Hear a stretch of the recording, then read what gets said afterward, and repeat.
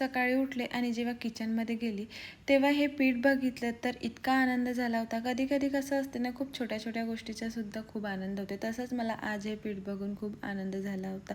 मग काय तुम्हाला पण कळलं असेल की आजच्या मेनूमध्ये इडली आणि सांबार आहे. हो, तेच होतं. मग काय बाकीचे बेसिक कामं केले आणि त्यानंतर आंघोळ वगैरे करून कपडे वाळू टाकले आणि माझे नॉर्मल स्किन केअर करून टाकलं. स्किन केअरमध्ये एकदम नॉर्मल म्हणजे काहीच नाही, फक्त मी मॉइश्चरायझर आणि लिप बाम यूज करते. त्याच्या व्यतिरिक्त काही यूज नाही करत, कारण की माझी स्किन खूप ऑलरेडी ऑइली आहे, म्हणून काही पण लावलं तरी चिपचिप होते.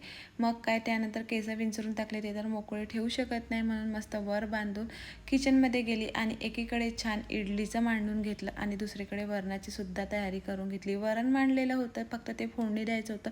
दुसरीकडे ते सुद्धा फोडणी देऊन दिलं. काल गुरुवार होता तर पूजा मांडली होती, ती सुद्धा उचलायची होती. मग काय पूजा करून आरती केली, त्यानंतर ती सुद्धा उचलून घेतली आणि मस्त सुंदर इडली आणि सांबार रेडी होती. आमच्याकडे कसं साध्या इडल्या खात नाही, तर तांदळाचं पीठ त्यामध्ये थोडं मीठ किंवा तुमच्याकडे जिलेबीचा कलर वगैरे असेल त्यामध्ये ते थोडं टाकून त्याचं छान बॅटर बनवते आणि त्यामध्ये त्या डीप करून मस्त छान तळून घेते. तुम्ही जर अजून पण तशा इडल्या खाल्ल्या नसेल आणि साध्या इडल्या खाऊन बोर झाल्या असेल तर तुम्ही एक वेळा तरी नक्की ट्राय करा. तुम्हाला खूप आवडेल. खायला खूप टेस्टी आणि वेगळ्या अशा कुरकुरीत लागते. असा होता आजचा दिवस. भेटूया नेक्स्ट व्हिडिओमध्ये. व्हिडिओ आवडला असेल तर लाईक फॉलो नक्की करा. बाय.